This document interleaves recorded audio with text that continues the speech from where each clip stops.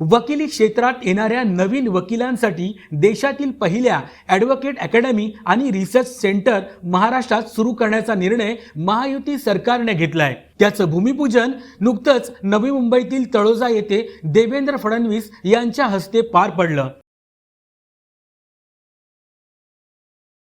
या अकादमीचं महत्त्व लक्षात घेऊन देवेंद्र फडणवीस यांनी 10 कोटी रुपयांचा निधी देणार असल्याचे जाहीर केले आहे। शासन आणि समाजाला ही अकादमी अतिशय उपयुक्त ठरणार आहे।